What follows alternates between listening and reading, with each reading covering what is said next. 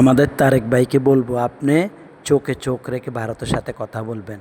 বাংলাদেশে একজন হিন্দু যদি মশা কামড়ায়, আর মশা কামড়ায় যদি আহত হয়, ওরা যে চেঁচামেচি করে, আমাদের দূতাবাসে হামলা করে এবং আমাদের উপর মাদুরি ফলায়, অথচ ওরা যুগ যুগ ধরে মুসলমানের উপর নির্যাতন করতেছে। তাদের প্রধানমন্ত্রীর এই হাতে রক্তে রাঙানো গুজরাটের কষা হিসেবে পরিচিত। এখন বিধানসভা নির্বাচনে বিজেপি পশ্চিমবঙ্গে এসেছে। আমরা একটু ভয়ের ভিতরে আছি, আমাদের ভয় আপনি দূর করে দিবেন।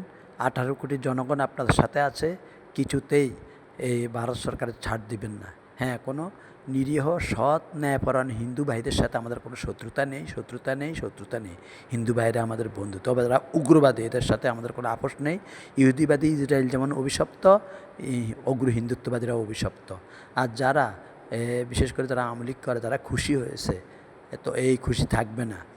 তোরা মুনাফিক হিসেবে তোমরা পরিচিতি লাভ করতেছ, কারণ তোমরা দেশদ্রোহী, উগ্র হিন্দুত্ববাদীর তোমরা স্বার্থের কারণে সমর্থন করতেছ। তোমরা তো সেকুলার দল, তোমরা উগ্র হিন্দুত্ববাদীকে সমর্থন করো কেন? আওয়ামী লীগকে বলতে চাই উগ্র হিন্দুত্ববাদীকে তোমরা সমর্থন করিও না। যদি দেশ এবং জনগণকে ভালোবাসো, তোমরা বাংলাদেশের জনগণের কাতারে আসো। আর নবীজি যে ভবিষ্যৎবাণী করে গেছে, একদল পালিয়ে যাবে মুনাফিক, যখন গাজওয়াতুল হিন্দ শুরু হবে, তোমরাই সেই দল হতে চাও?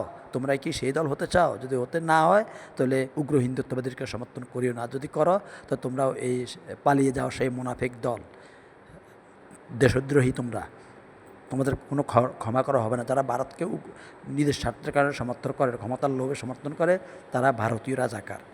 তাই আমাদের সরকারকে বলবো, আপনি উদ্যোগ নিন, কোনো মাথা নত করবেন না, চোখে চোখ রেখে কথা বলবেন।